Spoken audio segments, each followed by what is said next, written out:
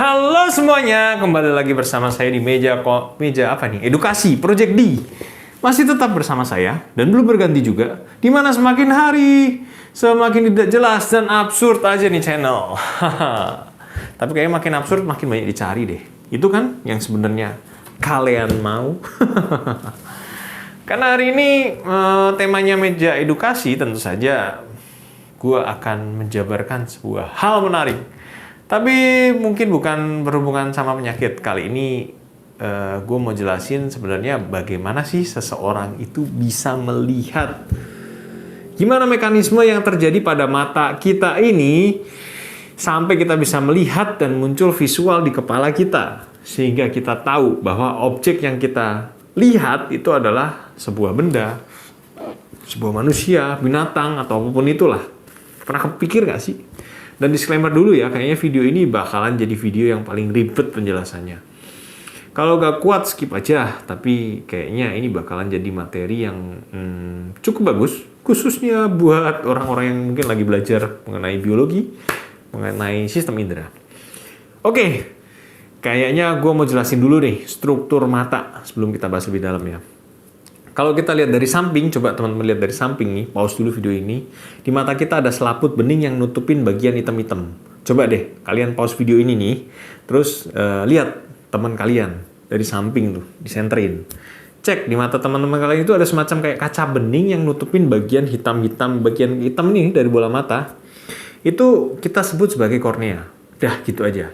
Ingat ya, itu namanya kornea. Lanjut ke bagian berikutnya. Oke, kalian lihat mata teman-teman kalian dari depan aja sekarang. Kalian lihat dari depan baik-baik. Pasti kalian lihat kalau misalnya di mata teman-teman kalian itu ada bagian hitamnya ya. Mungkin kalau disenterin akan kelihatan coklat. Nah, bagian hitam atau coklat itulah yang dinamain iris. Kalau orang bule warnanya bisa biru. Nah, irisnya bisa warna biru. Udah tahu nih iris. Nah, di tengah-tengah iris itu ada suatu lubang, suatu celah. Yaitu yang kita namakan dengan pupil. Pupil ini bisa ngelebar, bisa nyempit. Ya, dia fungsinya sebenarnya buat ngatur cahaya yang masuk. Dan di bagian lebih dalam lagi, itu ada yang namanya lensa. Jadi dalam mata itu ada lensa. Ada cairan vitreus dan juga ada saraf mata yang kita sebut retina ya. Semoga bisa dipahami ya. Untuk visualisasi kornea, iris, pupil, lensa, dan retina kayaknya gue tayangin gambar di sini. Nih. Kalau terlalu cepat, pause aja videonya. Yes, kita lanjutkan pembahasannya ya. Sekarang kita bahas bagaimana seseorang bisa melihat. Kalau gue bilang nih ya, ada sebuah syarat yang harus terpenuhi agar seseorang itu bisa lihat. Yang pertama harus ada cahaya. Kalau kalian ada dalam keadaan gelap gulita tanpa cahaya sedikit pun, pasti kayaknya nggak bakal bisa lihat deh. Nggak akan bisa lihat. Karena apa? Karena saraf mata itu sebenarnya merupakan suatu reseptor ya, atau penerima rangsangan cahaya. Jadi kalau dia menerima, kalau bisa paham nih, kalau misalnya ada rangsangan cahaya. Yuk kita mulai aja. Yang pertama, cahaya yang masuk ke dalam mata dari suatu objek itu akan melewati yang namanya kornea tadi. Ngelewatin pupil dan ngelewatin lensa. Dan pada akhirnya akan jatuh ke saraf mata, retina.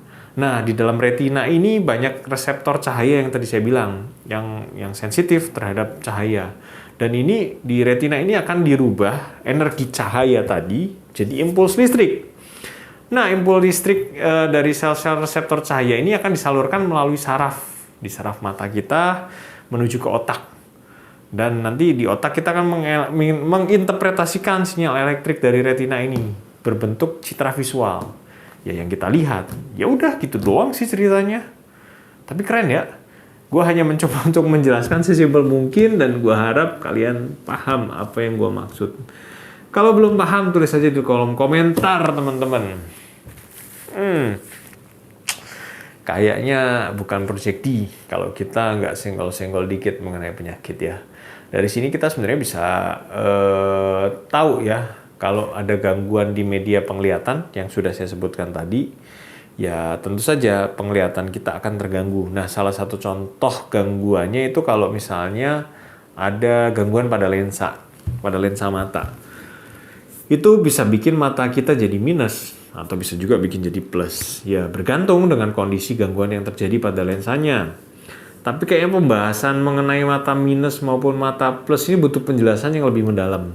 Karena apa sebenarnya yang terganggu nggak cuma lensanya dan nggak sesimpel itu juga. Ya bisa juga kondisi ini disebabkan karena bentuk bola mata yang mungkin terlalu panjang. Mungkin bisa juga karena ada gangguan pada si kornea yang tadi. Ya kalau kita bahas di video ini kayaknya bakal terlalu panjang sih teman-teman. Nanti kayaknya kita bahas aja ya di video tersendiri ya, biar bisa lebih puas gitu ngejelasinnya. Ya nggak usah panjang-panjang.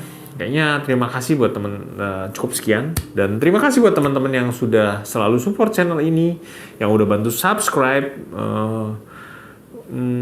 Semoga channel ini semakin dirasakan manfaatnya walaupun makin absurd. Kalau suka video ini tolong di like, bisa di share juga ke banyak teman.